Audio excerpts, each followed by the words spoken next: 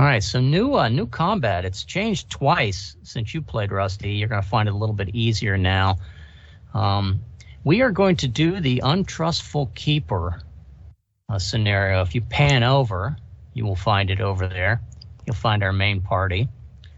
And we are going to enter a castle that was given over to lesser giants.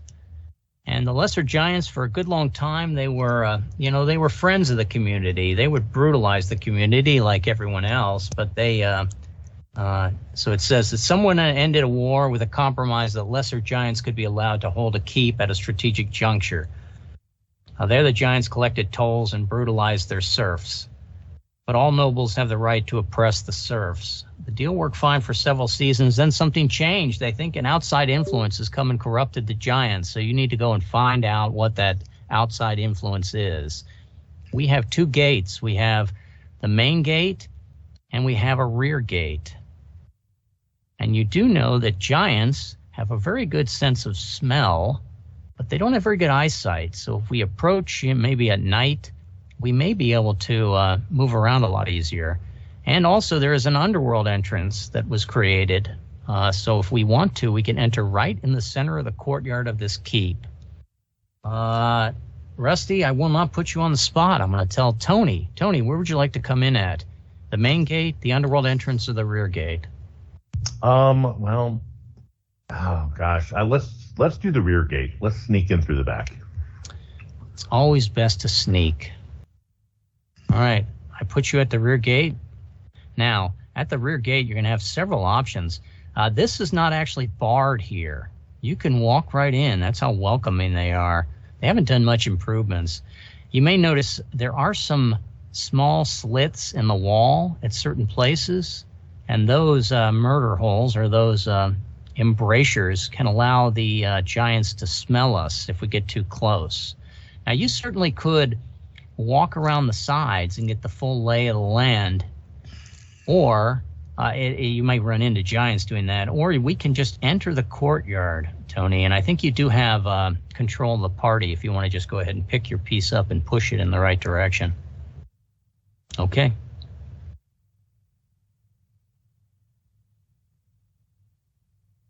The future favors the bold. No trouble so far.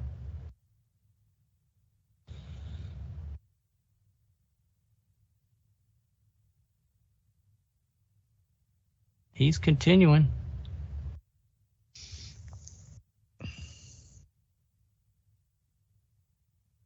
Pull yourself back just a little bit so that you can see there's an entrance there to looks like a blockhouse of some sort that would line the walls. And still one more choice for you, I think, Tony. Okay. This is sort of a corral that you found here, and we'll turn it over to Rusty. Rusty, you guys are moving pretty well across this map. So those are barrels?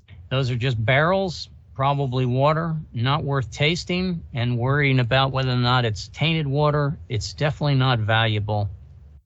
Okay, I still want to look inside the barrel through the water. Okay, sure. Yeah, you look inside the barrel, you test it, you do your 10-foot pole, all of those typical dungeon crawl type things, and realize that, nope, does not seem valuable. You can make like a hunch roll, I would allow you, with your perception to see if it's, and your perception is a 4. It's up to you, Rusty, or you could tell somebody else in the group, like myself or Tony, to try to make them roll. We're all 4, so we make it, we drop to 3. If we miss it, we go up to 5. You want to try, Rusty? Sure, why not? There's no experience for this and very little harm. And 5, that would mean a failure, right? Fail. So Rusty has gone to Rusty, level 5. You think it's water, and okay. but there's no way to know from that roll. And okay. I go back to Tony. Tony, where would you like to go from here? Oh, let's see here. Let's continue straight up there. Okay. I got to get my reveal back. And it's working as well as it ever does. Come on, reveal. There it is. When it turns yellow, I know I have it. Okay.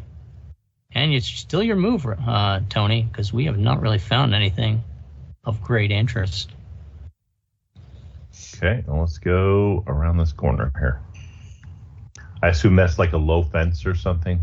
Yeah, that's just a corral. You could step over that. It's just a change in the pavement. It's not bear traps. Okay.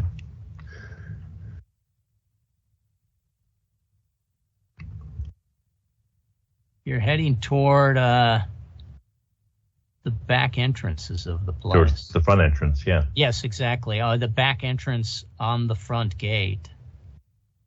This is probably a ramped area. Let me see if I get my select here. This is probably a ramp, a slope that goes up just a slight rise, nothing you couldn't climb from the side if you decided instead. And Rusty, I'll allow you to make the next move. I'm going to go over here, check out that area. Oh, okay, good. And so this is a little enclosed area. Leaving those little, what are they? Yeah, that's a little door area. That could be 100 hellhounds in there. Well, it could be 100 hellhounds. That's the trouble with the Fog of War. Did you want to enter that little building, that tower there? Yes. Wow, cool. All right, so you entered an area and you find one of two figures who seems more impressive than the other giants that you might have gained a little bit of a sight of. And now, these are the two giant leaders. Now, unlike last week, these are not the same leader like the Dwarf King. These are two different giants. They do not look like twins. One of them is more moderate, and one of them is more militant. And if you kill both of them, the quest will fail, because you won't necessarily figure out why the giants were rampaging, and without their leaders, they definitely will get even worse. So you need to figure out which of the two giants is moderate and keep him in charge and kill his opposite. So did you want to back up for just a second and explore more, or did you want to go in and talk to this guy, and if he turns out that he's not moderate, that would be your quest is almost done.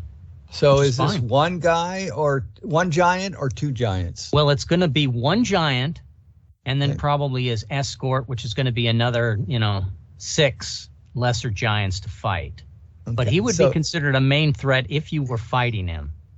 You don't necessarily have to fight him. In fact, there's a good chance you won't be fighting him if he's moderate. Okay. And Tony, how difficult is it to take down a giant? You guys can do it. I don't think it's going to kill all of us. Okay. Well, probably just kill that, so we're okay. I think we should go talk then. Okay. So the first thing you'd have to do is you'd have to mollify him with Ordeal 1-2. Now, when you try to mollify somebody, I look on my little list, my cheat sheet here, and my cheat sheet tells me that 1-2, ingratiate or mollify something magnificent is a primary stat of Sexterity, but it has grave results for failure. So grave results for failure is not really the best of things to deal with. But so who's going to make the role of Sexterity, Rusty? It would be me, because I'm the highest one, right? Sure. The highest one is better than the non-highest one. But and I failed. Two rolls in the game. All right. So Rusty is going to go to Sexterity of 5, and he failed the roll. So grave consequences. Grave consequences. This is a good time. I could start a new character. So let me see what the grave results I have. Give me a D6, Rusty, and find out what the giant does. You might have surprised him, and he might have just lashed out by accident. A D6. 1. A 1. Of course, you roll the 5 to miss the stat, and roll the 1, which is the worst roll of the table. All right, we're gonna fight a fiend threat here, and after doing so, you can return to overcome this challenge. So what has happened is, as we were entering this area, instead of actually getting up to the giant, a patrol comes along and we need to fight that patrol. But you guys want to get in the battle anyway. I want to get in the battle. So let's roll to see where our monsters are set up at with mob setup. So give me a D6, Rusty. Let's see. As I remember, a 6 is what we want. Yeah, a 6 would be good. A 4, 2 5, is terrible. Okay, good. good. A 2 is all of them start adjacent to us. Yeah, that's terrible. Yeah, he's trying to make it hard on us to survive this, Tony. Not trying, but I am certainly succeeding at doing that. I think we got Greg. We got Greg just in time. Hi guys, can you hear me? It's just, indeed. It's just in time to just in fight time to die. Huge amount of monsters. All right, roll me a D6, Rusty, for how many besides the 6 we're fighting. How many more we're fighting? 12. Is that a 6 plus 6? Yeah. That's quite a challenge. He's a man who likes to cause pain. Let's see, 6, 7, 8, 9. I blame Red for making me roll these. 10. Got to roll the game. It just sadly happens that way. And I think that's 12. 3, 6, 9, 10, 11, 12. Did I count it right? 3, 6, 9, 10, 11, 12. Yes, 12 of them. Rusty, I will allow you to either say I will take the first roll or I will pass it over to Tony. Tony does have a +1 sword. Well, then I'll let Tony do it.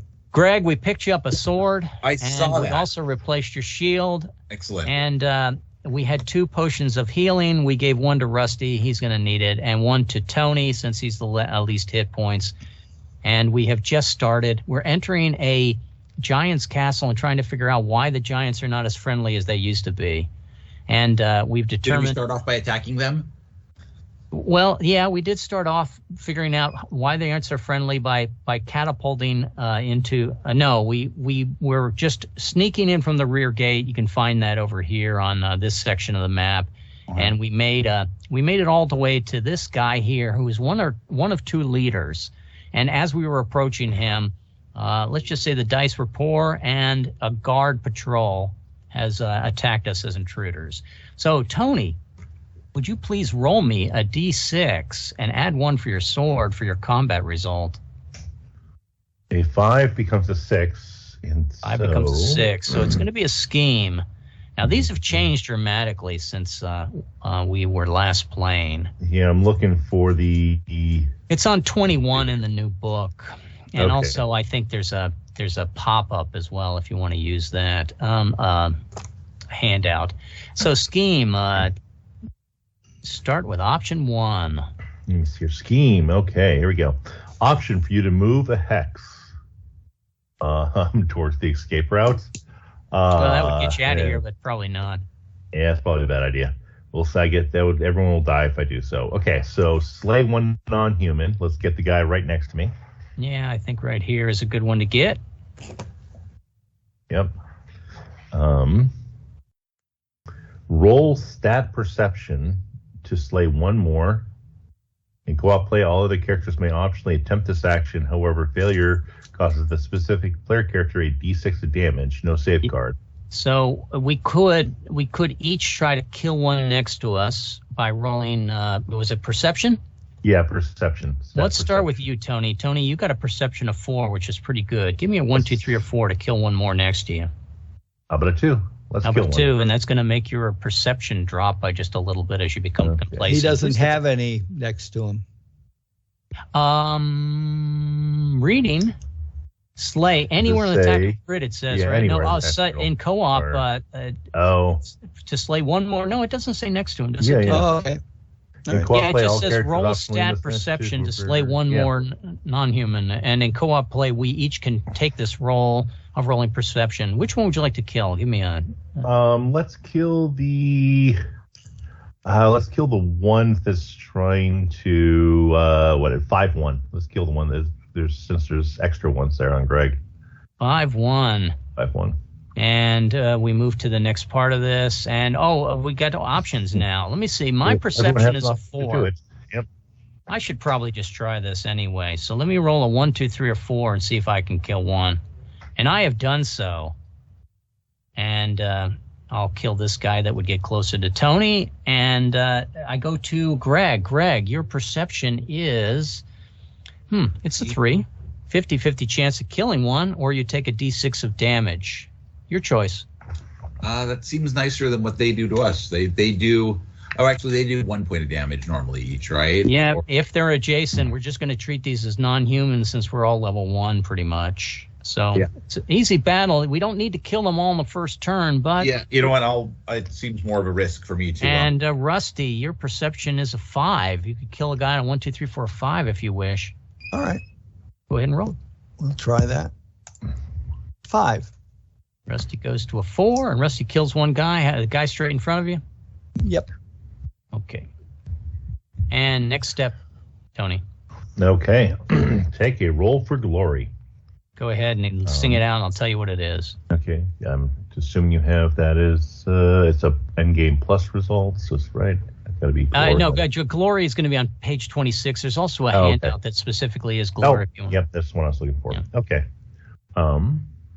Just so I can follow along at home. Okay. A D6 tells me a 4 on glory. Restore all your aces, gain an XP. Nobody's out any aces. Yeah. Okay. The other thing that's changed since previous week is the advantage gained. If you get an advantage gained, it can take place immediately, and so that will add a lot of extra kills in the game for the players. Grab an XP though, Tony. I'll move one up for you. Yep. I'll get my. I'm now. Hey, that would make me second level, I believe. I have 3 XP. I believe I have separated my. How about if I get that back? Ooh, I'm playing browser games here. I accidentally moved my separated my browser from my from the other. Well, needless to say. Okay, I'm back with you. I think you decided that you would take your XP, and I was going to give you one of these if I can get it up here. Yep, and that actually puts you're me of that puts your level 2. So go ahead and take your bonus. So I will end up reading what that is right after this. Sure. Exercise magic or opportunity knocks. That could mean also attempting gambit or rolling to hoard sorcery. I would like to hoard sorcery at this point. Okay, and you're going to pick up a D6 on your level. Your level 2 plus a D6. So 6, 8. You are now the equivalent of level 8, which means your gambit will automatically work the next time you can use it. And great. Your hit points jumped. Okay. Celebrant dreamt by 6, so you went to 15. Is that what it is? Okay, 15. And you would roll a D6 for which liability you pick up or lose. Let's see. The D6. 4. That would be grizzled. Grizzled. Okay, I pick up grizzled then. You have 3 of them so far. Conrad has 2. I have 2. And we are going to next step on the table here. Wear and tear. Suffer wear and tear. Give me a D6 for that, please. Okay, wear and tear sucks. 3. Yes, wear and tear sucks. You do have something to lose. Where's the wear and tear? Is that under the end game? A 3. I think that's in the plus results. But yeah. Drop a bonus step a weapon unless you apply your luck and push that to helm. You want to lose your magic sword for the rest of this battle? I know. I'm going to pitch my luck on that. Okay, so we're going to pitch Tony's luck into that. And when we do that, it becomes a 4, and that's going to cause you a point of damage from not having a magic helm to injure. Okay, 1 point. Yep. All right. Puts me down to 12 total. And then... Black Arts. Black Arts, which is an ugly one. All right. I probably want to roll high. And that is a 4 on Black Arts. Lose all your aces. If you have none, suffer 2d6. Okay, well, there goes all my aces. So you can either do that, or you could pitch your dirty tricks into this. That is one of the few tables that allows dirty tricks. And by doing so, I think that's right. Yeah, dirty tricks. That changes. You would change it and make it a def mod of -1 for us all. It's up to you whether or not it's worth the 2d6 damage, or I should say losing all your aces. Do you want to lose all your aces? They might be replenished by our other actions, but yeah, I will. I'll lose all my aces rather than give the party a -1. Oh, you guys are so magnanimous. All right, here you go. I've taken off your aces. He only has one left anyway. Yeah, exactly. Well, I had 2, but yeah, I had both dirty tricks. Yeah, and he had the poultice as well, the healing of 10. I But do he believe that didn't use the dirty tricks. Okay. Let's put us down as coloring that done. And Greg, you are rolling a d6. And if you would please roll a d6 for 6. Do we have a modifier right now? No, but you have a +1 sword, which makes it a 7. A 7 is very nice. It's a fluke, right? Yeah. So, you have the enemies flustered. Okay. You may slay any non-human. Okay. Go ahead and slay perhaps this one right here next to me. Or you can opt to not slay a non-human and take an advantage gained, which may slay even more non-humans. So the choice is yours. Kill one, and this is the only time that we could take this advantage is on the first time it's rolled. So did you want to roll for an advantage gained? Like a 2 is a blunderbuss, which kills like a lightning bolt in a straight line. A slashing advantage would kill everyone next to the party. A drill advantage would give us all plus. And you said these go into effect immediately. I don't have to wait. That is correct. Yeah, if you get a 12 PTAR, we're going to kill some people. Yeah. Okay, give me 2d6, Greg, and sing it out. All right. Looks like I've got 10. A 10 is going to be the maintenance advantage. The maintenance advantage, ignore wear and tear for the rest of this combat. Oh, that's good. We like that. Yeah.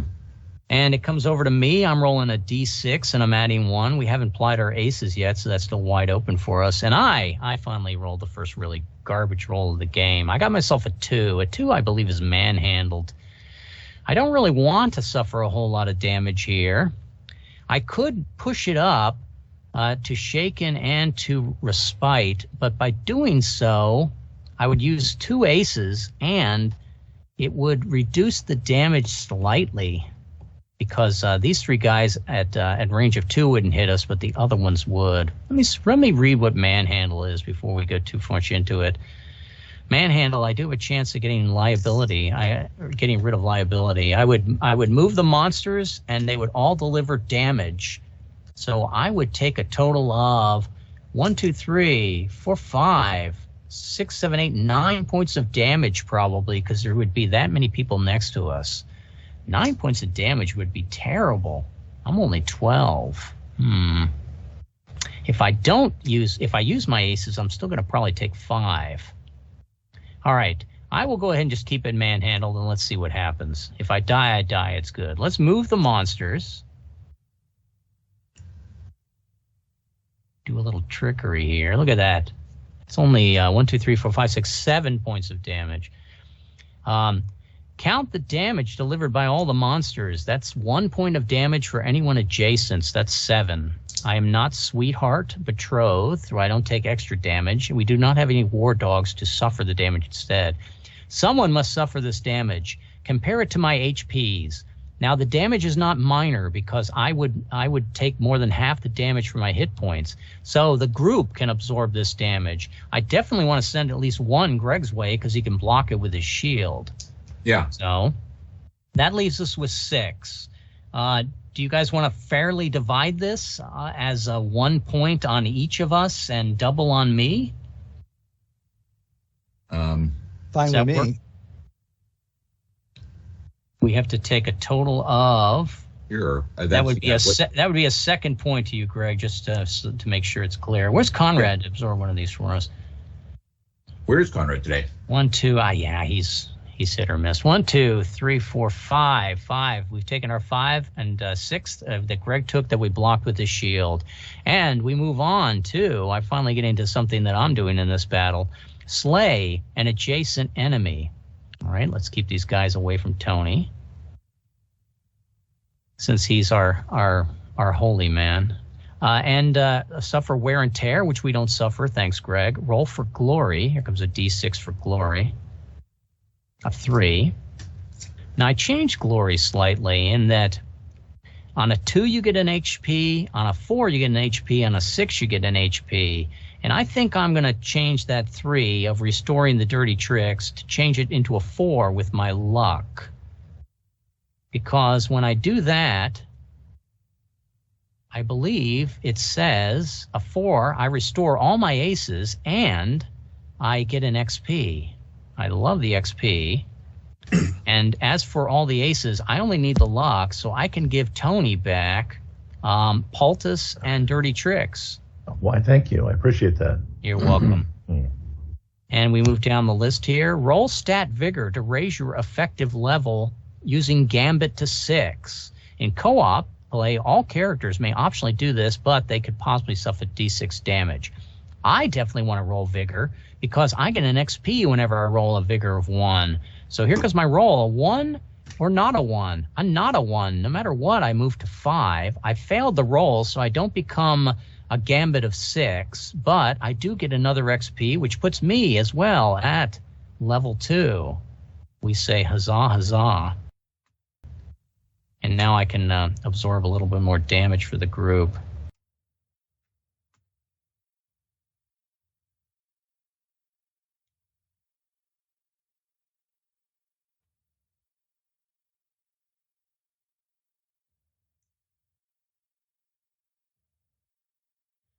And anything else happen from that roll? Now as we go around the table, do you want to raise your Gambit to 6? Tony, your Gambit is already 6, so I don't think it's viable for you. But you as well, by doing the roll, you might as well, because you pick up an XP, right? Is there a punishment for failing on this? Punishment for failing is you're going to take a D6 damage. No safeguard. No magic. Yeah, I'm going to pass on this then. No, I'm going to pass on this. You're going to pass, and we go over to Greg. Greg, did you want to try this roll of Vigor? It's 5 for you. Yeah, so roll a 6, I take a D6 damage. Anything else, my Gambit is raised to 6 for the next time I need to use it. That is correct. All right. Then it's whether or not we're going to need that bash in the rest of this battle. A bash could push all the characters back, which is nice. It seems like we've got a Conrad game now, which is good.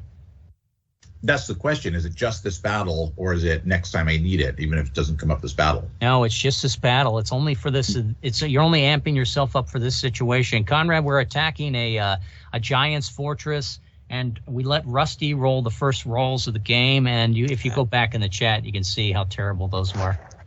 And we're going to. I don't think they could have possibly been worse. I don't think they could possibly have been worse as well. But we're living. We've only got 5 points of damage, and so be it. Greg, it wouldn't give you a whole lot of benefit, and your stat would go to 4 by making it. It's up to you. No, I'll pass. And I go over to Rusty. Rusty, you have the Gambit of Lacerate. That would be a nice one to use. You could kill 3 people with that on your turn. Yeah. And having that a 6 would be very nice. But does if taking my Gambit up actually work for all 3 rolls of the Lacerate? That is correct. Okay. Then let's see. So I need to make a 4 or less. That is correct. Okay. I can fail this. No, don't fail this. Made it. Okay. Rusty drops to a 3 Vigor, but his Gambit is now a 6 rated. So Conrad, you with us? Yes. Your Gambit is a bash. I'm not sure it's going to come into a whole lot of play, especially if Rusty decides to lacerate a group of people here. But it's up to you whether or not you want to try to roll Vigor. Your Vigor is a 6, so it's an automatic roll to change your Gambit to level 6 effectiveness. To change it to a level 6, or correct, to actually use it as level 6. That is correct. Yes. I'll let Rusty do his lacerate. Okay, so we're going to just pass on Conrad as he somewhat comes up to speed, and I'm going to finish out my actions here. I believe I could exercise opportunity knocks. Did I roll myself? I did roll for the Vigor, but I failed, so I am not a co-op boost. And I do gain the Fury for the party, so +1. And I go over to Rusty. Rusty, you're rolling a D6 and adding 1 for your battle.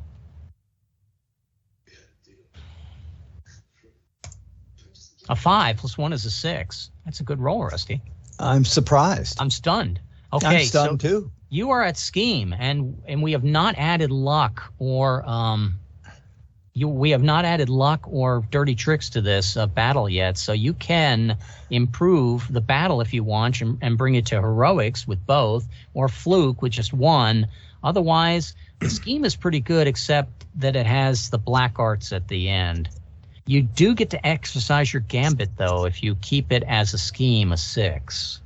And we ignore the wear and tear. That is correct. Thank you, Greg. Yeah, I think I'll keep it at the scheme. Okay, so you have an option to move a hex, Rusty. Would you like to move a hex? I don't really have that option. No, you don't have that option. We've hemmed you in. Maybe because I'm hemmed in. Give the boys some elbow room, folks. How would you slay like to slay one, someone? So I'm going to slay the. Let's see. I'm going to slay the guy that's. Let's see. So red is a hefty saddle sore, right? I'm 20 now. Squires is still a 12, right? Yes. So the only one that can maybe get to Tony is this guy over here at 5-1. Correct.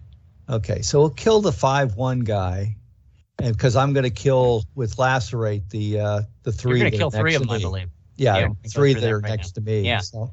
Now, roll stat perception to slay one more, Rusty. In co-op, all of us can try this roll. So, Rusty, your perception is a 4. Okay. Well, let's see. 1, 2, 3, or 4.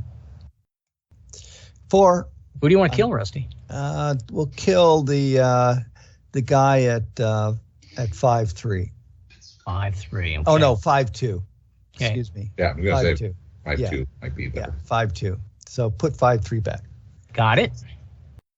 And then we will go to around the table. Conrad, if you would like. Did I drop your perception, Rusty? I don't think I did. Conrad, on a roll of a 1, 2, or 3, you can kill a guy, but if you fail, you're going to take a d6 of damage.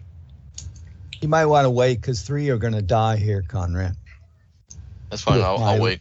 With my I was last going to say the benefit is I could let perception go up.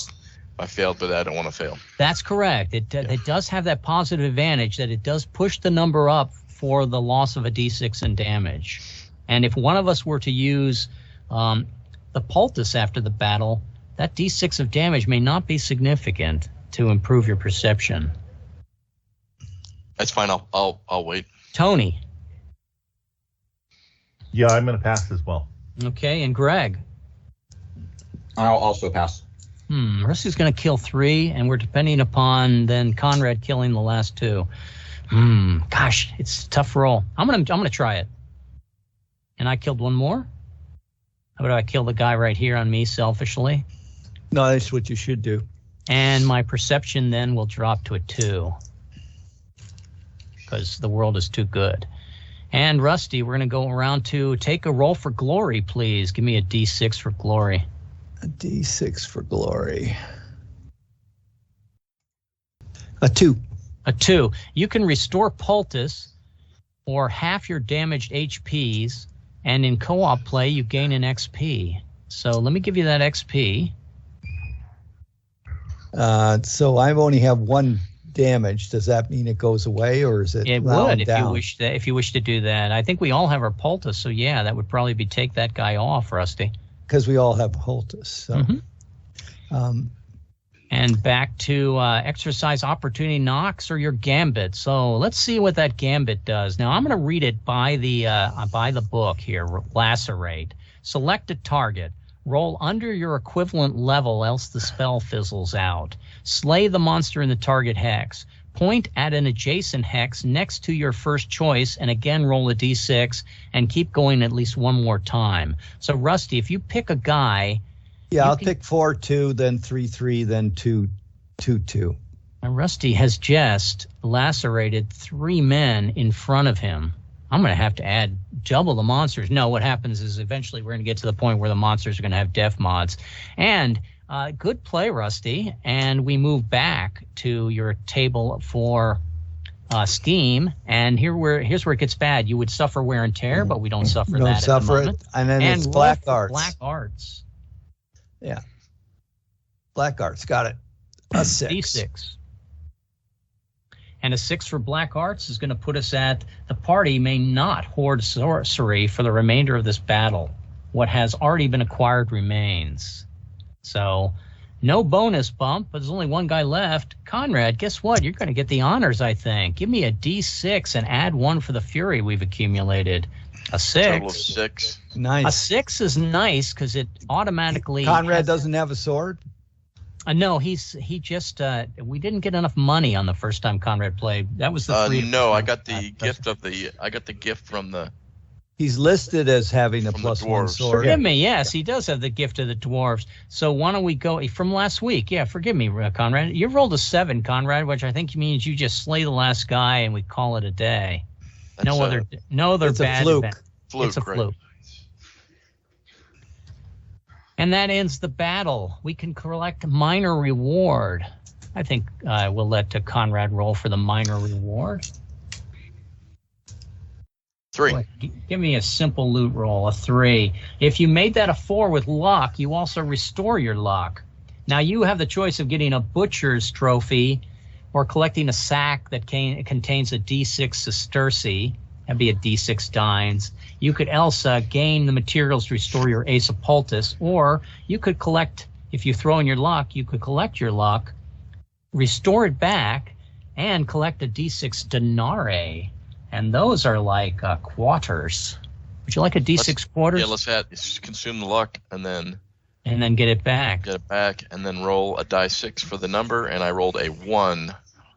A grand Hey, total that's of like 1. a rusty roll, Conrad. Yeah. That was 25 very good. cents. That doubles the amount of money we have, so I'm not going to sneeze at it. But the Giants were not that wealthy. I'm going to move over just a little bit, and you see where the party is talking to this guy. The reason why we had this battle was because... Rusty roll poorly. Well, let's just say that we were delayed in entering. We need to ingratiate or mollify something magnificent, with the result of failure being grave. It is a sexterity roll. Let's go to Conrad. Conrad, your sexterity right now is a 2. It doesn't get any lower than that for you as a cell sword. You may tell Rusty to try again. I thought when you go to a 2, you go back to a 5 automatically. On a 1, you would, but on certain character classes, like the cell sword's sexterity, he affects that same change at a 2 rating, Rusty, than a 1.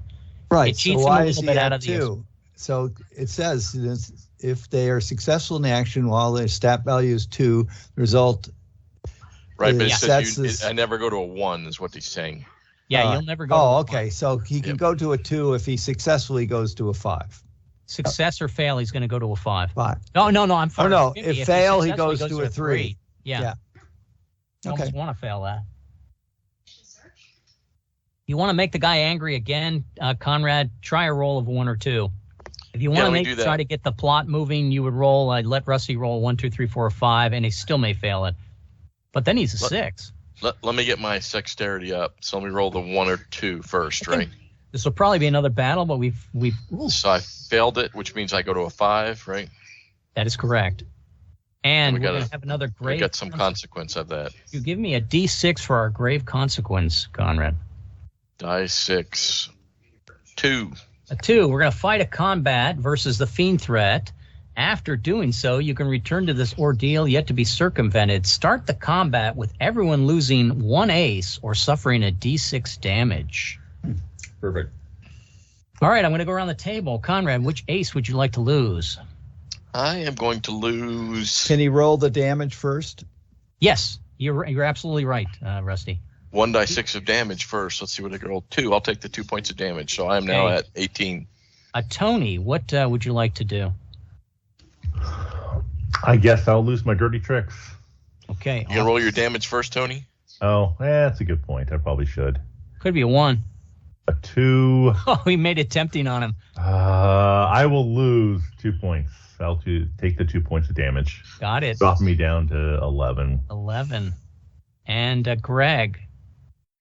Let's see. 6. I'll lose my dirty tricks. Okay, dirty tricks off for Greg. And I would lose 5 points of damage, and I too will just drop my dirty tricks. And I go to Rusty. And I 6, so I guess I lose my dirty tricks. Okay, Rusty lost dirty tricks. Or I tricks. could use my poultice, right? But it's true. The poultice is the 10 points of damage back. We have 6 of those. That's a lot of them. Dirty tricks is also something that comes and goes like luck. Not as useful, but it does return to you, Rusty. So not always. Poultice, right?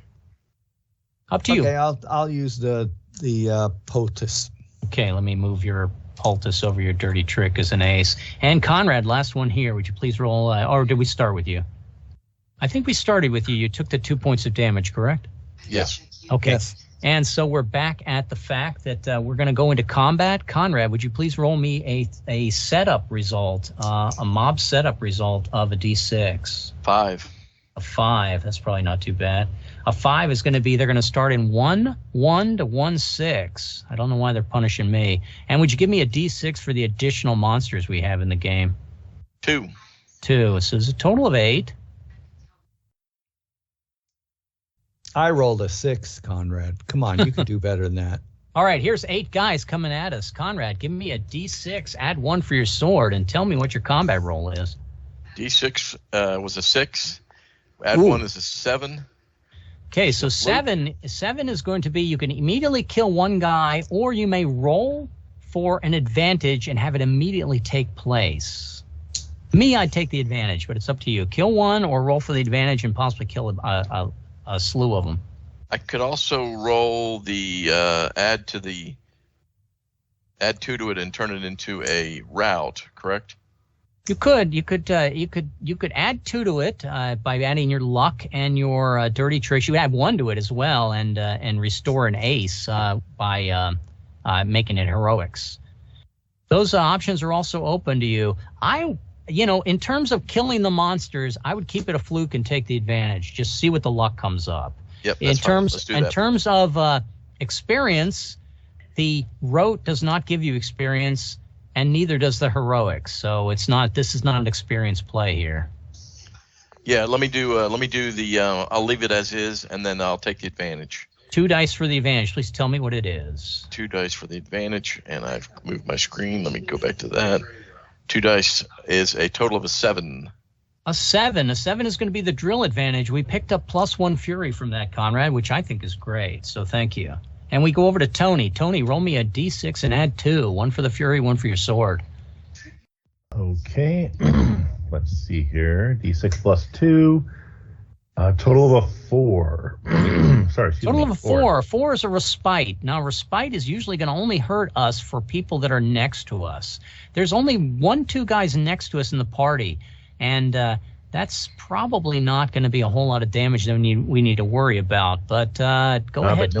Let's no read one it. moves. That's important. Neither Yes. you nor the enemy move. Slay 1 adjacent non-human. Is that 1-1 or 1-2? Is that me? If they're adjacent to me, then there's no. No, one. it's party for co-op. Party. Okay. So then let's take 1-1. 1-1. Yeah, 1-1.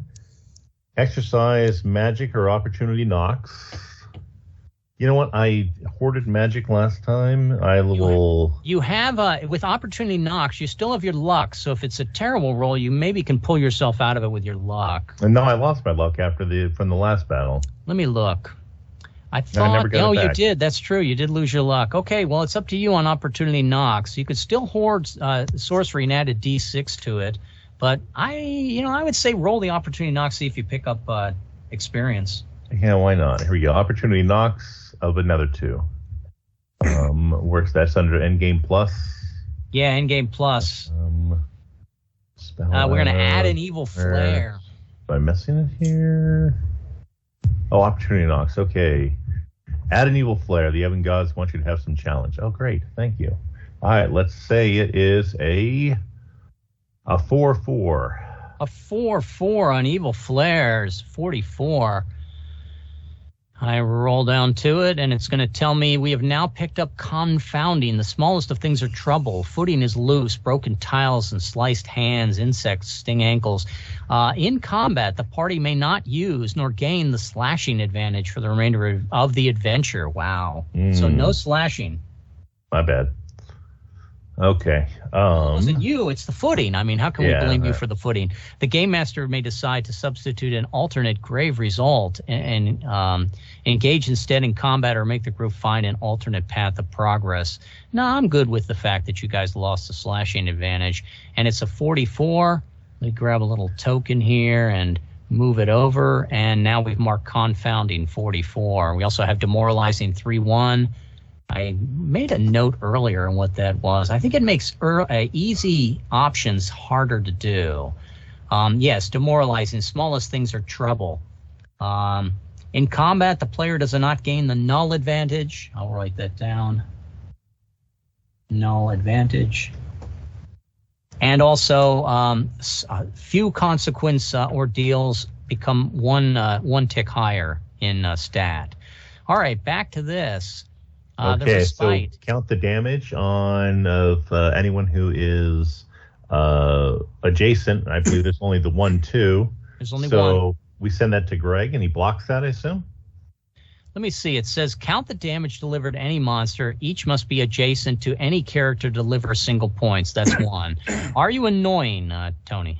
I'm not, no. Okay, we don't have a war dog. Someone must suffer enemy damage. Compare that damage to your XPs. That's your HPs, Tony. If minor, subtract the loss. So you're going to lose 1 HP from that. Okay. It's only if it is more than half your damage, half your body damage, can we divvy it out to the whole party. Oh, I see. Okay, so I suffer but 1. You may roll stat vigor to gain back a d6 HPs. In co-op play, this action may be offered to another player using his stat. So I will try that. Why you will try your vigor? Doesn't Tony heal 1 because he's a cleric? When does he heal 1 for being a cleric? That would only be during travel, Rusty. Okay. This is Endgame. We're actually playing a series of Endgames to test it. Normally, we would have a whole slew of encounters leading up to this. Then we would generate a random Endgame. We resolve the Endgame, and then we leave home. Okay. Tony, you've rolled yourself a 3. You're going to bump your vigor. I think it was vigor. Yep, back vigor to 5. To 5, okay. And then you I also take pick 1 up an XP for failing. Yes, or you pick up an XP just for utilizing a low value. And I lost Tony. I pulled you off by accident. Let me put you back. There you are. Okay. And are we done yet? No, we're not done yet. Characters annoying? No, I'm not. Okay. Option to slay a ward? No. Someone must. I think we're at the vigor one. Okay. You decided we're at 8. Vigor? Yeah. Okay. If so no we go to 9. Die. Unfortunately, one person died, so you didn't pick up an XP.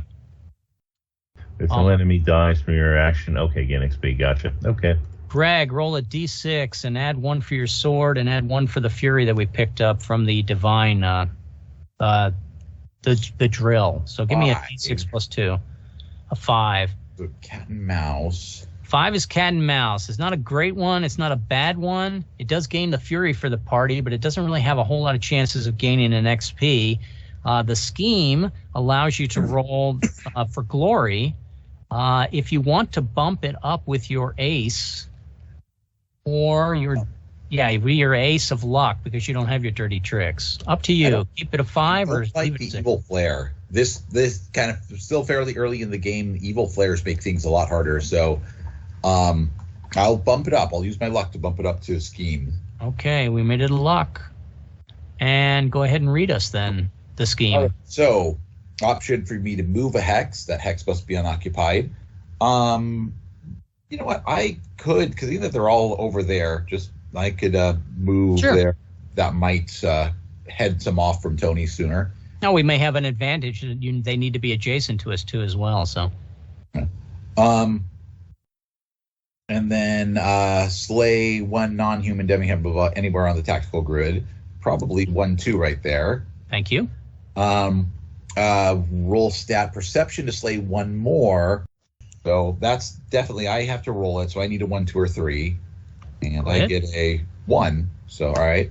So Greg goes to a 2. He also kills one more. I'm going to take 1, 3.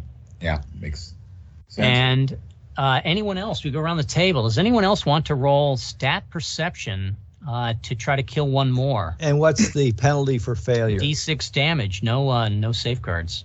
Okay. We're getting to that point where I think someone's going to throw in a poultice after this battle. Tony's down 5, so. Yeah, but we've had 10 damage, so poultice will basically. It wouldn't help if I got another D6 worth. So wouldn't help it if these giants bum rushes either. So. I'm not going to do it. Okay, And Conrad. Rusty would roll 6 damage, so it wouldn't, you know. Yeah. We're looking at Rusty missing the roll and taking 6 damage. I'll pass the laser vision test. And Squires, Greg, would you like to try to roll your perception? Wait, this is my roll, so it's probably Tony. Yeah. Yeah, So, Tony already. yeah, so Forgive me. Yes, Tony, would you so like to I make? will try. I will Go ahead, risk 1, that 2, or 3. D6 damage. I'm on a 5. I've missed, meaning I take 4 points of damage. Great. But your perception goes up. My perception does go up to a 4. Okay. You're definitely going to need to pulse this Yep, absolutely. almost entirely on your own. And let me see. I have a perception of 2. It'd be a good chance for it to go back to 3 with this roll. I don't want to sit around with a perception of 2 because we might have a trap or something that comes up. I'm going to go ahead and roll it. And here comes my roll. I rolled a 5. I too have improved, and the damage I take is 5. Ugh. You may be using more than one poultice. 2 pulses. We're getting too greedy. The gods are saying you're too greedy with taking all that damage. All right, I'm at 7. Tony's at 9. Conrad 2 and Greg 1. And we go on to continue with Greg. We have the... Roll for glory. Yes, take a roll for glory. Go ahead, Greg. Okay, 5. Which looks like roll 2d6 advantage gain. 5, you can roll 2d6 advantage game. You don't have your luck, unfortunately, or you could gain an XP and get that as well. Go ahead and roll me 2d6, though. 7. A 7, the drill advantage. Unfortunately, we've already had the drill advantage, so that advantage is now lost. A petard right here. But that would have been an impossible roll. All right, and we move on to the next step of this. Opportunity knocks. Or you can make your gambit go to up a die 6, Greg. Will... Me, I take the opportunity knocks. Yeah, let's go with opportunity knocks. Let the cards fall as the cards fall. D6, Greg. Okay, 5. A 5, slaughter. Slay one of your enemies anywhere in the hex grid. If the main threat is selected, he is injured and flee. That enemy will rally and return the aftermath. Don't say Rusty. Don't say Rusty. Don't say Rusty. Why would you want to slay Rusty? But said, slay one of your enemies. Don't say Rusty. Yes, don't say Rusty. That is true. Rusty's not our enemy. Rusty just has a little bit poor of die roller. He's an undercurve. Don't say Rusty's dice. Don't say Rusty's dice. He's an undercurve on the dice. A wear and tear. We can't have wear and tear in this battle. It's a new battle. Give me a D6 for wear and tear, Greg. That's not good at all. So, 4. That's what I thought. A 4 is going to be your helm. You do not have a magic helm, so I'm going to pop a point of damage on you. And black arts, please. D6. Black arts. 1. Black arts a 1. Ugh. Add an ordeal. Right in the confusion of battle. A barricade must be crossed. A door opened. An NPC might be needed to be placated. A revel in fantasy and the whimsy of it all. Greg, you have gained an XP. All right, excellent. And we are going to use the act prompted as a setup with opportunity knocks to actually circumvent the problem. All depends on what is generated. You must give me a big and little D6 to find out what has happened in this battle, Greg.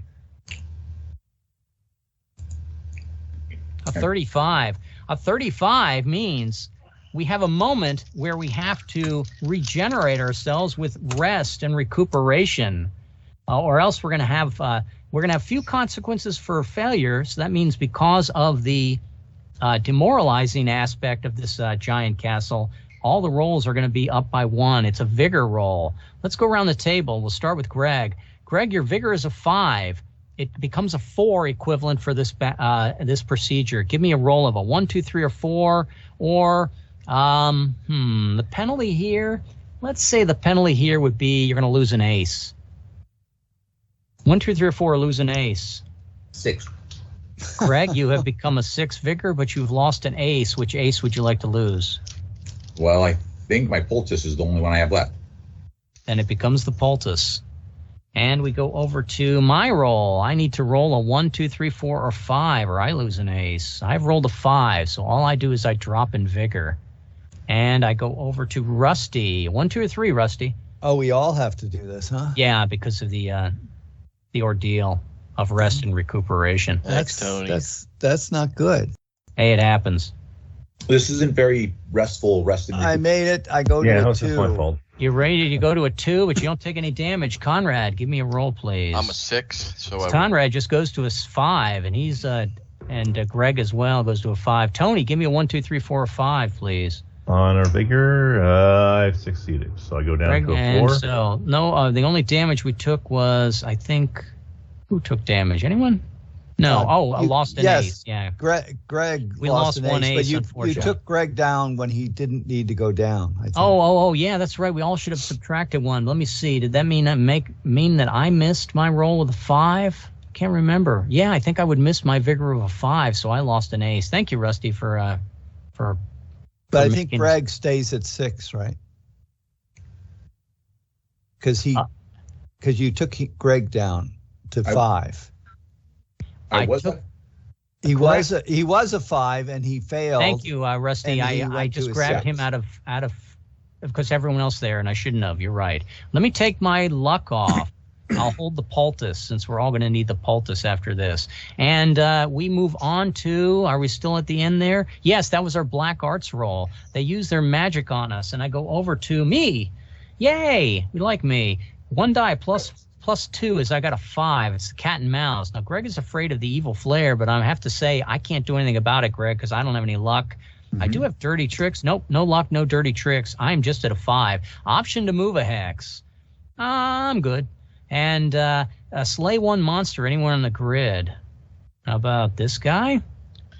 And do not take opportunity knocks. Do not hoard. Do not get any sort of gambit. No, it says I may hoard. So let me roll a d6 in case it matters on my bash. My bash would be 3 equivalent. Move the monsters a hex and count the damage. No damage. They're not next to us.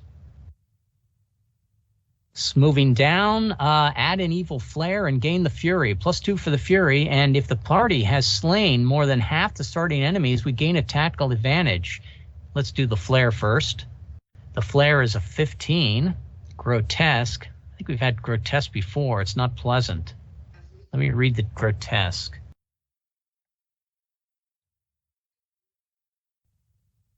(1-5).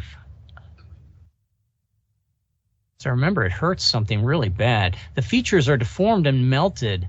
An ewer might have 3 spouts that always cause the contents to be spilled when poor. In combat, everyone in the party drops a point of dexterity. Oh, that's not too bad.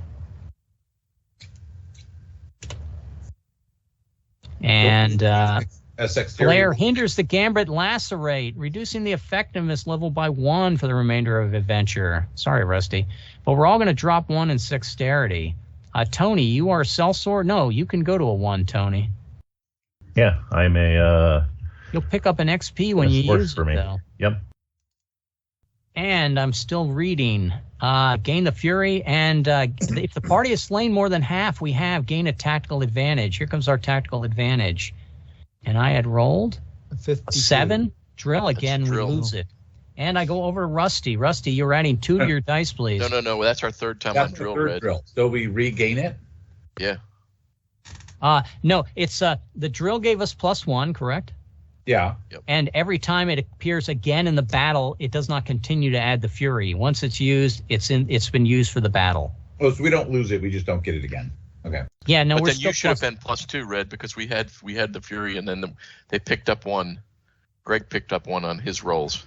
I thought I'd been counting pretty good. I got the fury because I'm a cat and mouse. Greg was in scheme. There's no fury from scheme. Greg used the Greg used the luck, I thought, to move his... Did he move his opportunity knocks? I can't remember. No, he used it for the glory, didn't he? Or no, or maybe Greg did not have even the luck. I think I lost. I thought we're at +2, Conrad. +1 if you have a sword. +1 more if you have a... Yeah, you added 2 to your roll just now, right? I did, because I added 1 for Fury and 1 for my sword. Okay, so now we're +2. That's right. Now we're That's +2 in Fury only for Rusty. Rusty, D6 +2. Did we already give that roll or not? Go ahead, Rusty. I haven't rolled. 7. A 7. A 7 is going to kill one guy, Rusty. Go ahead and let's take 1-4. Yep. I cannot remember. Is this the first 1-4 of the game? I mean, the first 7 of the game? I think we already had a 7. Conrad, over to you. Give me a D6, and you're going to add 3. Polish these last 2 guys off. 4. I have 4 as a respite. They're not going to move an attack, but go ahead and read the rest for us, Conrad. Let me scroll to the table here. Slay one enemy. It's adjacent, though. Yeah, one. Okay, exercise magic or opportunity knocks that could mean attempting gambit or rolling to hoard sorcery. You may also release the dogs if you have companions. So I guess it's opportunity knocks if we want to use that, right? It's up to you. I would do it. Yeah, let's do that. Die 6 or 2 die 6? Die 6, please. 4. A 4. I do have Brilliant. my luck. Test your level as 6 for your next gambit. Okay. And count the damage we delivered. Probably won't use it. It's not. It's next in this battle, right? So it's not a. It's probably not going to get back around to you unless we get a series of terrible rolls. I'm sorry. And then what was the next question, Red? 4. Go ahead to step 4. Count the damage. No one's an adjacent, so we're good. I am not annoying. Do not have a war dog. Someone must suffer enemy damage. Again, since nobody's contact, we don't get any. Roll stat vigor to gain back die 6 to lost hit points. I'm only down 2. Does anyone want to roll stat vigor? You can gift this to Tony, and Tony's vigor is a 4, and he would have, or you gift it to me, Conrad, and I automatically am making the roll with a 6, and I have a D6. It's whatever you reduce now is stuff we don't have to take off with Poultice. Is it worth Tony or is it worth me? How many hit points you down there, Red? You are... I'm 7. 7, and I'm down 9. Either way. So I'm just thinking that we're going to use Poultice after the battle anyway, Tony. So it's 10 plus a D6 for somebody. You get it on 2/3 of the time. I automatically get it. Yeah, I would say give it to Red. Have Red do it. Take it, Red. Okay, and I will drop to 5 on vigor. Here goes my D6 of healing. I screwed the pooch there, and wow. but 1 is a 1, and it's I can't apologize. If no enemy dies, you gained an XP though. I gained an XP for the foot. That's for this even better. Watching me suffer and watching Tony go, hey, I'm the guy that's the healer, and I'm the guy that's most hurt. Why am I not getting this roll? And we go on to Tony. Your roll, please. D6 plus 3. 2 for the Fury and 1 for your sword. Yeah, D6 plus 3. Well, come on, big roll. How about a 9? A 9. We'll put this thing away. 9 is rote. Rote. Go ahead. Read it out. Let's see if this changed at all. Bad. No, sorry, I went too far. Wait, heroics. Rote. There it is. Okay. Option to move a hex. Nah, I'm good where I'm at. Slay any monster anywhere in the tactical grid. Yep. He's dead. Okay. Only a mob. Okay. Do not take any magical action or opportunity knocks. Good. That includes gambit or release the dogs. Good. You may, however, hoard sorcery. If it matters, I don't think it's going to matter. Go ahead and roll a D6 anyway, Tony. Okay. Why not? 4. You're going to be a level 6 for your gambit if it should ever come in down to that. Now, here is the deal. If you roll a 1 or a 2, our Fury drops. If you roll over that, our Fury is okay. Okay, let's see here. A 2, our Fury's okay? A 1 or a 2, it's... So if the Fury is over the value, it falls by 1. You're right. So the Fury is not a 3, so it did not fall. My mistake when I read it. So we still have plus 2 Fury. Option to reset all your stats. Tony, before you do that, your Sexterity stat is worth an XP for you, and you do have a number of 4s. Did you want to redo all your stats? No, I'm okay with them. I think you're right.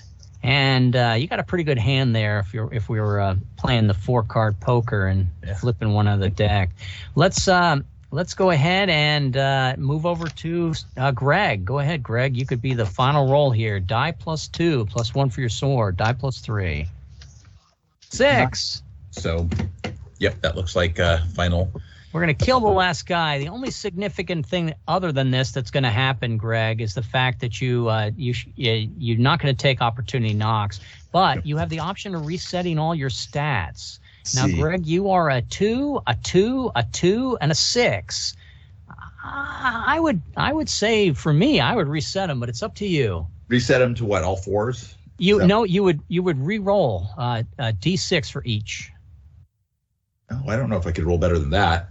Well, you won't roll better than a 6, but you will roll better than a 2. Maybe. You're afraid of those 1s, aren't you? The 1s are XPs. Oh, I'll reset them.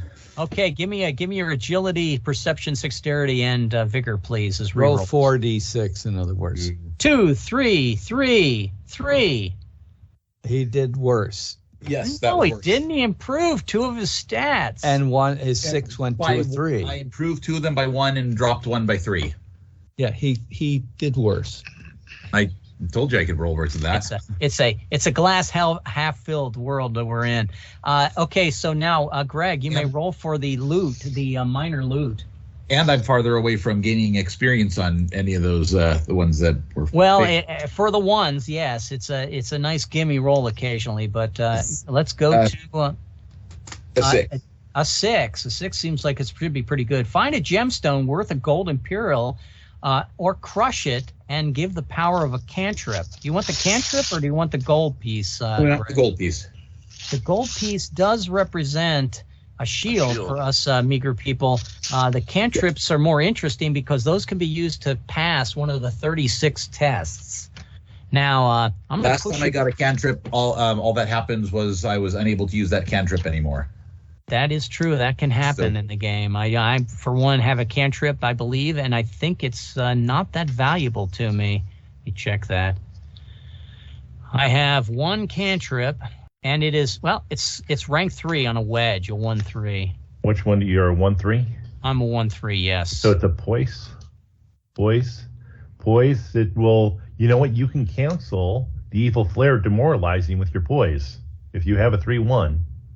No, I don't have a 3-1. I have a 1-3. A 1-3. Oh, wedge. I have a 1-3 worth 3 of rank 3. I gotcha. Yes. Okay. Yes, but thank you. If that would have been perfect if I could cancel that. Let's move on to back to our situation on the map. We're still trying to talk to this guy. We need somebody with a Sexterity roll. And after this, since we took that 1 evil flare, the best we have is Rusty and Conrad. I move over to Tony with the big die. Tony, who do you want to try to talk to the giant to figure out if he's moderate? Let's have Conrad do it. I think Conrad can make his roll. I know he can. Conrad, 1, 2, 3, or 4. We're going to get another grave consequence. 6. Well, if it's any consolation, when Conrad tries next time, he's going to be a 5. Okay, and a grave consequence, Conrad. Give me a 6. Oh, whoa, before we do that, let's use a poultice. How do I take my poultice off? Let's not forget the obvious things here. And I have to pull off mine too because I am down 9. So I have 1 extra point for anyone. I'll take the 1, Rusty or Tony, so that. Do we need to move to 2? Let me use my first, Tony, and okay. I will give Tony all of my poultice, and he will be off 9. And then that will be 1 left over, and I'll just take it off of me. Now, and I apologize to Greg and Conrad. Now, I think actually with 9 damage, you probably that's a pretty good use of a poultice to get rid of the remaining 9. I'd agree. Yeah, but I argue the other way. The 5 down for me, getting the 2 off Greg is nice, yes. But we also have the 2 potions of healing that Tony can use and that Greg can use, right? Yeah, I gave Greg Rusty. a potion. Oh, But Rusty. the poultice comes back in some of the tables, some of the Yeah, charts. I would agree. It with does, that. but we got a lot of holes now. It's up to you guys. It's Conrad or Tony needs to use the poultice. They're the only two that have it. Tony, did you want to use your poultice? I will. I will use my poultice and heal everybody up. Thank you. Somehow I feel like I've let you guys down by being injured. Well, you always let us down. I mean, come on, Red. I know. Let's be realistic. I can't get around that aspect. Yeah. He's a pincushion. It wouldn't be fun as a referee if I didn't have a little bit of letdown. All right, let's move on to the. Did I roll for my extra liability when I went up a level? Not sure I did, because I picked up that self-doubt before. Well, catch-up is always good. Here comes a 1. I am also annoying. Well, what else is new? Ooh, you're going to end up taking some damage for that. That could be bad. That seems to come up. No, annoying is not a nice one to have, but I may be able to get rid of it on the table, or at least now I'm a 50-50 chance when I go up to level 3 of making sure that I get rid of a liability. And we're going to go back to the tables here, and the grave result, Conrad, roll me a d6 before we... 6. Everyone in the party will suffer damage based on the fiend. That would probably only be a single point of damage. That loss does not preclude you or someone else from attempting the roll again. So the guy probably lashes out and sweeps us all out of the way, or belches, and that belch is going to cause us each a point of damage. I will allow Tony not to suffer a point of damage because he had an extra point of poultice at the moment, I think is what I'm going to say by that. And Greg has the shield, so he's not affected. That is correct. Thank you, Conrad. And we have 3 points of damage, and someone may Red takes double because he's a pincushion. I'm not a pincushion. I'm a strong sellsword who has an amazing vigor. Sexterity roll. Conrad's a 5. Rusty is a 4. I'm a 2, and you're a 1, Tony. If you want to just grab the XP. Yeah. What's the worst that can happen? We're still talking to this guy. We just took a point of damage because he exhaled, and oh my gosh, the garlic on his breath. Well, I'll fail, and that'll give me an XP. Okay, Tony's going to fail. He's going to go back up to 2 or 5. He goes to 5. He picks up an XP, and he rolls grave consequences. Okay. You guys realize your XP aren't going to do any good if we all die because of the grave consequences. Well, sure. Oh, what's the worst that can happen? More giants attack us. A 2. Roll a 6. Roll a 6. A 2. A 2 says fight combat versus a fiend, but we all start by either taking a D6 damage or losing an ace. D6 damage or lose an ace. I put on the table. Tony. To a 3? I'm not able to push that to a 3. I don't know if it's any better, but. You could bump with your luck up to a 3. The situation becomes confused, and we're going to have 2 ordeals we're going to need to face. Oh, never mind. I don't have luck, so I will ditch my dirt. Actually, I will check what the damage is. It's 4. I will ditch my dirty tricks. And you're going to ditch your dirty tricks. Tony has lost dirty tricks. I'm going to move Fred to the side for a bit. I dropped my dirty tricks as well, Red. Just to unclutter us. You dropped the dirty tricks as well. And this is a vigor roll, I believe. No, this was just no, this is a D6 or drop your thing. Okay, and Greg. I'll lose 6. And I'll lose 4. You'll lose 4 because Greg does not have any aces. And myself, I would take 2 points of damage. I guess I suck up 2 points of damage to hold on to my dirty tricks and my luck. I have 2. And we go to Rusty. I rolled a 4. Did you want to take 4 damage, or did you have any? You have a dirty tricks and luck to lose, Rusty. It's up to you if you want to take the 4. I shouldn't have dirty. Oh, I guess I do have dirty tricks. Huh. Interesting. I thought I lost my dirty tricks. So you might have dirty tricks, Red, not me. I think I used my dirty tricks. Okay. Well, then I'll lose my dirty tricks. Okay, here comes the dirty tricks off, and here we are back again. Conrad, if you use your poultice, we are at 3, 4, 5, 6, 7, 8, 9, 10. If we can use 9. it, I will be glad to do so. Yeah, I think it probably would be justified at the moment, and hopefully we'll get a battle where we can restore a lot of the stuff, or we'll find a larder where we can get aces back, a minor loot. There's lots of ways to get back the aces. Just not here. Okay, and we are back to somebody needs to make a dexterity roll and talk to this guy without offending him. Who is it going to be, If Greg? we had the option to use our... Never mind. If we had a cantrip that was 1/2, we could use that to automatically pass this and make him placated. Who has the beer? I say Greg, we're just drinking the dude's ale, right? We're just sitting yeah, here we drinking probably with him. are, and he doesn't like that. He just gets mad at us and hits us. Conrad and Tony are both a roll of a 5, Greg, to get past this. Yeah, I'll let somebody else besides me roll it. You may decide who rolls it, Greg. Who's next? Conrad. Conrad, give me a 1, 2, 5, please. 1 to 5 on dexterity. I rolled a 4. That's a success. Yay, I dropped to a Finally 4. placated this guy. And what does he say when we placate him? I need to get back into this adventure because it. And we're adventure 3-1. 3-1. We have placated him. Fee fi fo fum. It's one of those type of things, huh?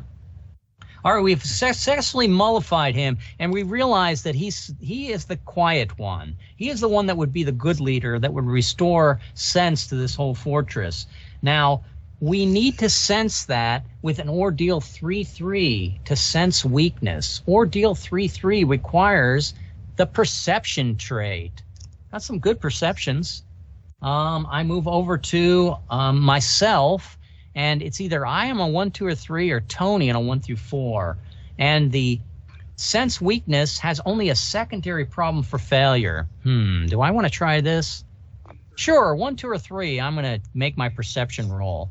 And I have made my perception roll. I drop, but I have sensed that this is the correct guy we need to talk with. Now, we need to strike a deal with Ordeal 1-5. Ordeal 1-5 is talking to the mysterious harbinger, and that is another secondary sexterity roll with secondary problems. Rusty, who's going to make the next sexterity roll? Tony. To make a deal with this guy to bring the castle back to order if we kill his evil brother. Tony. Tony, give me a Okay. roll of 1 to 5, Tony. Here it is. I feel a 6 coming on. There's a 6. Tony. Oh, Tony. Joke. Okay, well, the rolls are not very good this Sunday. We'll just have to accept the fact that happens.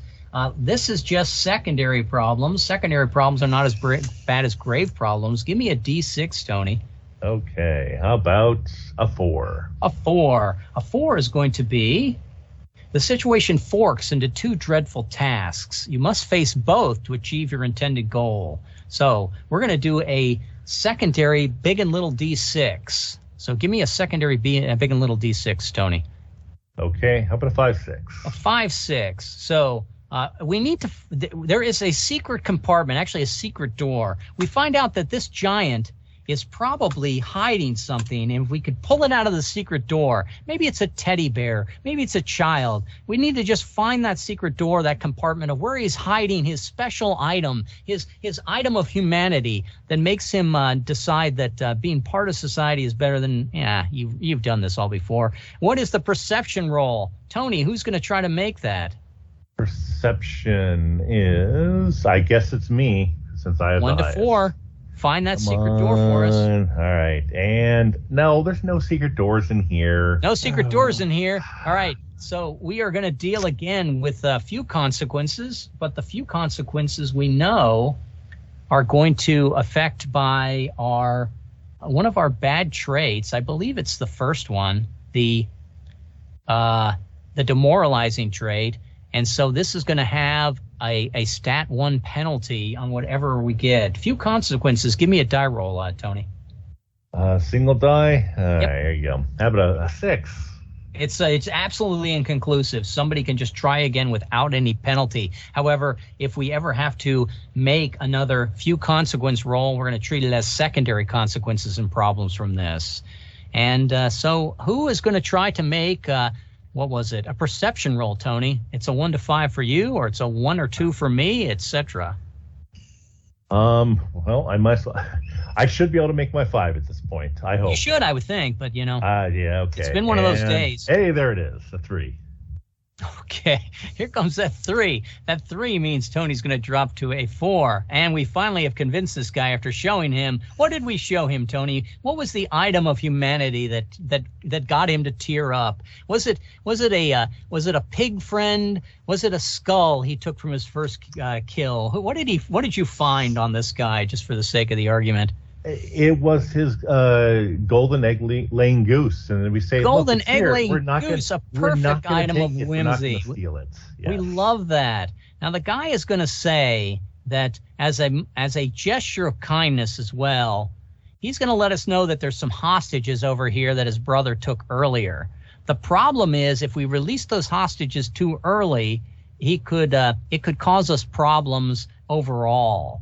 He also says that we should not go into the vault, that if we go into the vault, all deal is off. We're going to have to take our reward from the community for restoring the keep to its rightful condition rather than looting the vault. It is an option. If we decide we want to just fail the quest, no XP, no gold imperial, we can take probably a D6 gold equivalent in the bars there. Otherwise, we're looking for somewhere in the dark area his brother. Now, where do you think he is, Tony? Don't just let Rusty roll for the gold. Don't let Rusty roll for the gold. Rusty decide about the gold. We're not going to go for the gold. All right. I would say he's over here. He's over there. Okay, that's probably a good choice. Greg, you're the one that decides where the party moves. We don't want to release the hostages too early. They'll give us ransom or reward for their release. That'll come later. In fact, if we run out of time, just assume that we release them, and because we know a path out, we can even take them out through the underworld. Where would you like to go and find this guy? Tony, I didn't see where you were. Were you assuming over here? Yep. Yeah, I was down in the lower corner over here. He's it doesn't matter. I'm going to say he's assuming that because this guy's in the northern part of the fortress, that probably his brother is in the southern part of the fortress. That is probably a good assumption in terms of dungeon creation. He's going to be right here. Okay. Yes, he could be right in the black area outside the fence right here. I say he's probably near the gold. That's where I'd be. And while we were there, you know what I'm saying? We could just safeguard it. So, who would know? We could just hold on to it. The stink of our human hands couldn't be that overwhelming that they would know we took some. We would just hold it. Just hold it. We're just holding an it's not really. We're not really looting it if we don't plan to take it. They're investing in Bitcoin. Where would you like to go, Greg? Go ahead and grab the party and move it into one of the darkened areas to try to look for this guy. And I'll start to find clues from him. And then I'll move us into this darkened area right over here. Got it. Let's see if I got my. I'm on no C, no peak. Still on no peak. We're closing our eyes. I'm trying to get my Roll20. Here it is. And there is an entrance door. It's small, but you can see entrance doors here and here in, let me move. Yes, thank you, Greg.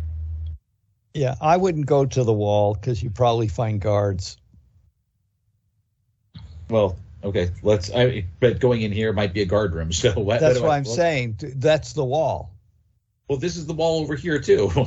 No, not quite. It's close to the wall, but it's not the wall. All right, fine. We'll go straight ahead.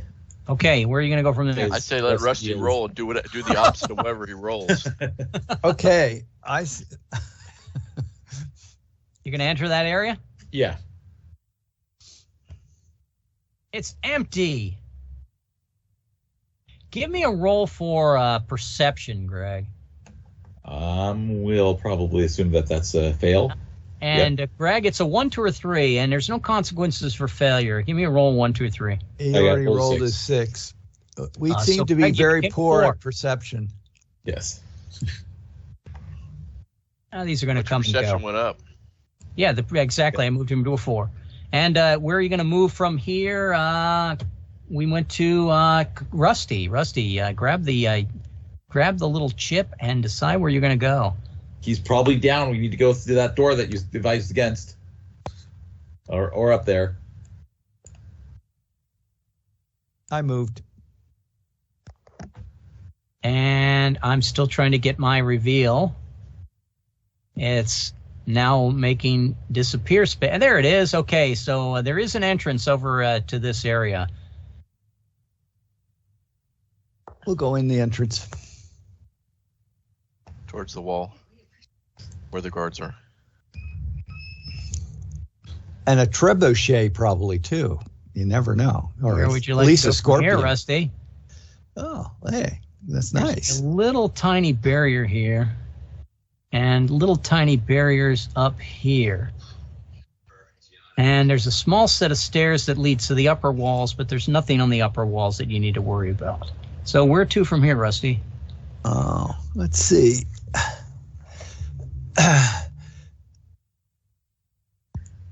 We'll go south through the little opening in the wall there, and there's something. Guards!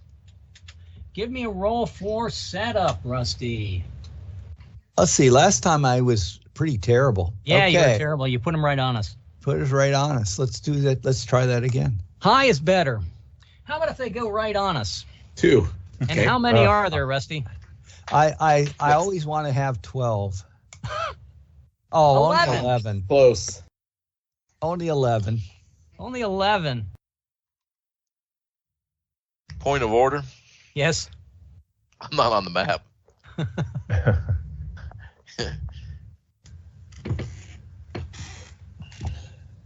Well, it does mean a chance to restore our aces. That's what I'll say. You don't have me on the map, Red. Did I You might pull you wanna off back the map? 5-1 up. Yeah, you might want to take the guy at 5-1 and move him.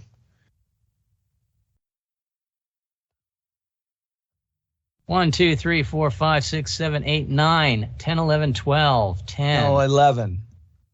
11, 10, 11. Technically, they Rusty, could did be you here. did you get the worst roll you could and possibly get ten- there? No, on no. elevation? I last time I got the worst. Technically, roll. they can be here and here, so we got to play technically. They're all touching us. This would be the beautiful time for the bash to knock them all back. This would be the wonderful time for the lacerate to kill 3. But right now, our levels are such that they're not going to work very well unless we could hoard sorcery. Let us move to the first roll. Rusty, you got us into this. You get the first roll, or you can pass it to Conrad. Conrad has a +1 sword. I'll pass it to Conrad. Conrad, give me a die and add 1 before we Die decide 6, on. adding 1. 6 + 1 is a fluke. It is a 7. So the 7 is a fluke, which you can either kill 1 and then pass over to Tony, or you can roll advantage gained and it immediately takes place. Or I have the option to do, 8, which is heroics. which is I'm trying to find the scroll. Heroics does not get you an XP if that's what you're looking for. No, I was just seeing if so it would kill 1, right? And then we get an opportunity knocks. We get a hoarding, right? Wear and tear. We gain another fury. And we It's restore not an bad ace. to go to heroics. It does conch you. It does make you lose your luck, and your luck you can use on the sub rolls later. But I get restore my ace at the end of heroics. You do. You can restore an ace. So if you use the ace of luck, you And can. I'm rolling my dexterity, which is currently a 4, to gain an additional fury. Yeah, let's do that. Let me. Your 6. I fall. Yes. Okay. Sure. Yeah. So let me increase to heroics. Okay. Let me move the ace, and go through and read off the heroics from the start, please. Say make a mandatory move to. Well, I guess I can't make that. I guess I can move the escape square, right? Yes, but if you move the escape square, you're out of the battle. So maybe we want to give you back your luck, realizing that since we're surrounded, we don't have that option of being able to move. Well, but if I escape the battle, but everyone else gets +2 to their rolls, it seems like a pretty good thing, wouldn't it? Perhaps. Yeah, and then there's three people that aren't touching anybody. Okay, anymore. let me take off that ace again, and Conrad has justified his flight from the battle. Poulet! Slay 1 non-human, right? So let's kill the one in front of at 5-2 on Greg. Okay.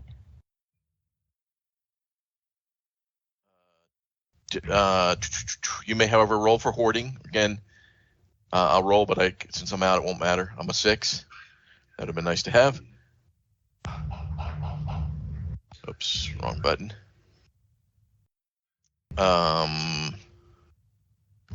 Sorry. Roll wear and tear. So rolling a die 6 on wear and tear. 5. A 5 on wear and tear is going to take from you, I believe it's going to affect your helm. It's going to probably be something that you don't have, which means you're going to just suffer a point of damage. I'll take a point of damage. Wear and tear of a 6 or 5 is going to be armor, and you don't have armor, so 1 point of damage we're going to ditch on you. That's fine. Roll Dexterity to gain a Fury Pip. My Dexterity is currently a 4, so I will roll a die 6. But you get a +1. I missed it because I was rolled the 6, but I gained 1 to the Dexterity. Conrad's Dexterity becomes a 5, but he did not gain us the Fury Pip. Now, in co-op, another character may substitute for this action, but that could cause wear and tear to that character. Restore an ace, Conrad. I take it you want your luck back. I'll take the luck back, yep. We go to, and that moves us around to Tony. Tony, we had a player who bugged out for the moment. Well, of course. Okay. Probably tactically moved to open space. Absolutely, tactically moved. The tactical advantage, it's at the very least, I think it protects our dogs that we don't have, but it could give us the fury. It could kill several people.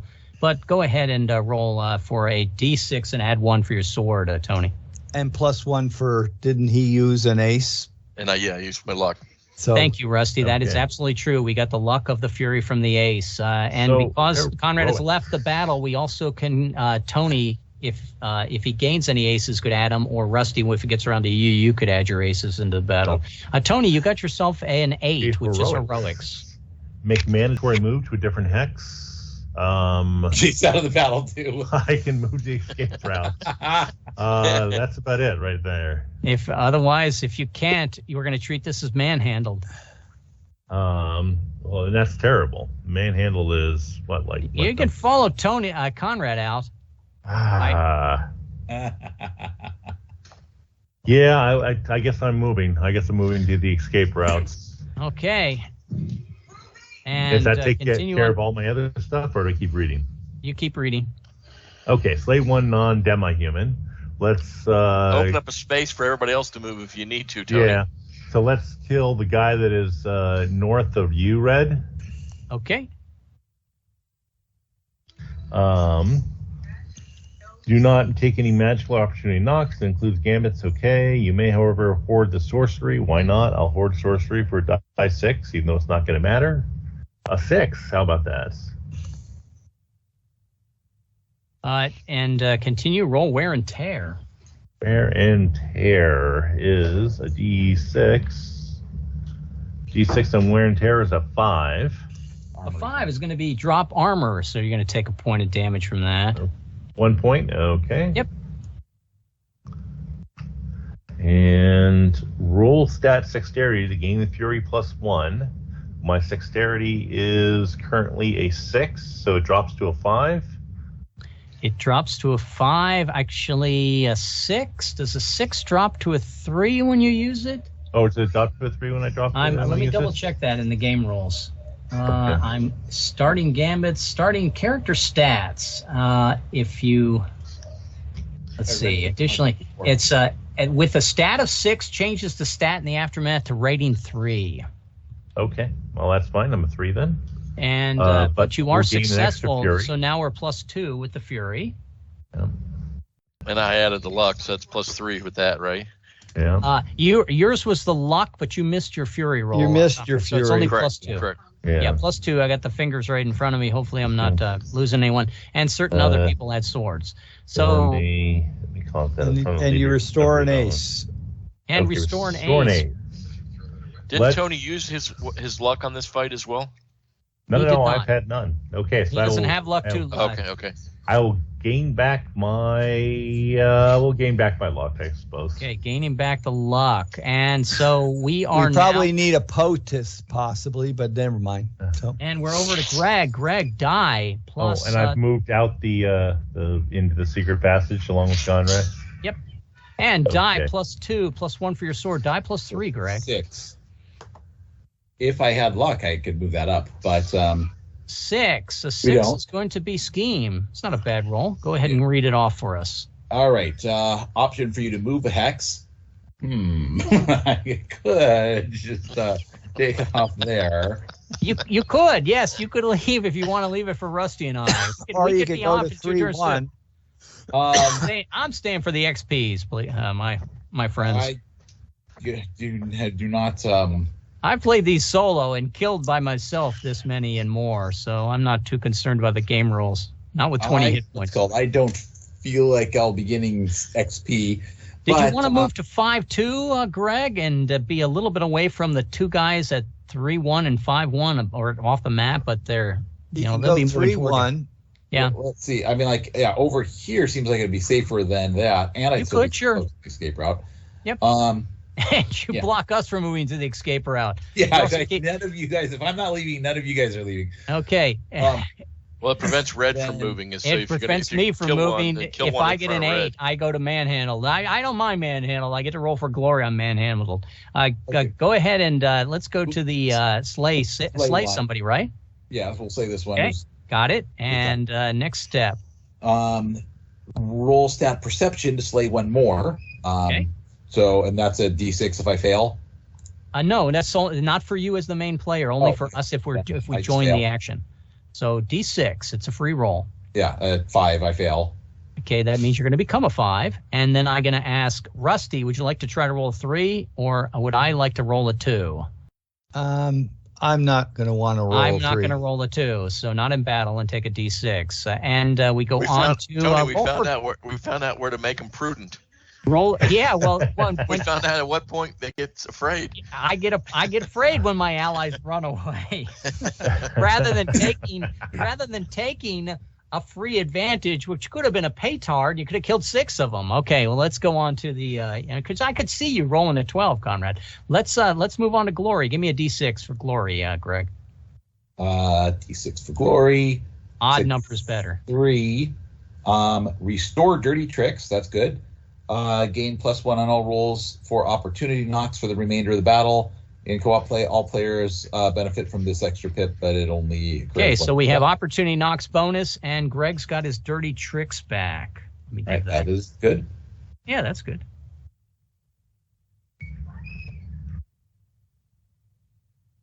And we're going to move on to... No, doesn't he... wear and tear and black arts. He will, but first he has to do his opportunity knocks. Oh, opportunity knocks. Oh, okay. Yes, but I get that +1 because of the roll on glory we just did. Correct. Let me put that away, and then here. Oops, sorry, I accidentally clicked that twice, so that's a 6.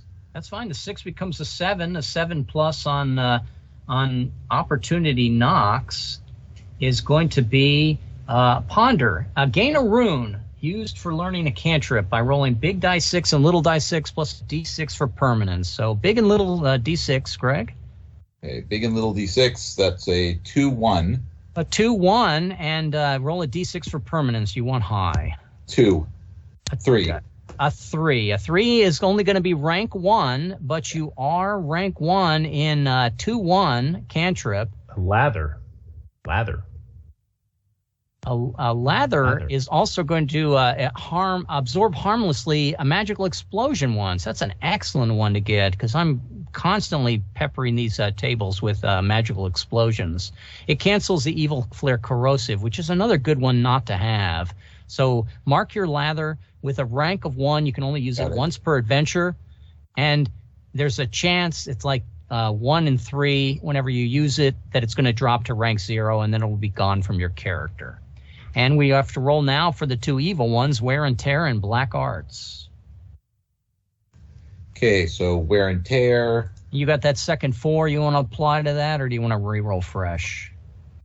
I think you had a 4 on that, but go ahead, Greg. Give me a D6. There, 2, which I think lose my shield. A 2 on wear and tear is you're going to pick up a liability, but you do gain an XP, Greg. Oh, okay. Then XP. And, which liability would you like to pick up?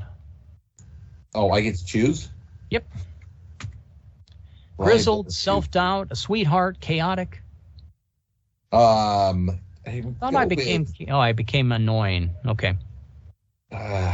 Go with chaotic. Chaotic. And we move on to, what is it, the last one, Rusty? Black Arts. Black Arts. Here comes the magic, Greg. Give me a D6. Okay. 4. 4. Lose all your aces or suffer, if you have none, suffer 2d6. You're going to lose your aces, unfortunately, Just picked Greg. up dirty tricks, yeah. So I Picked up dirty tricks and easy come, easy go. I move on to my roll. So I am rolling +2 for the Fury and +1 for my sword. Here comes my roll. I rolled a 4, +2, +1 is a 7. I will take the flare and I will roll for 2d6 for the advantage. Here comes my d6 of advantage. I rolled a deuce. A deuce is going to be a blunderbuss, and I will kill everyone in a line. Do I get to move first? Unfortunately, I don't. Well, the line is really small, but I will pick up that blunderbuss, and I could fire it this way through Greg. I could fire it this way through Rusty. We'll kill one guy with the blunderbuss.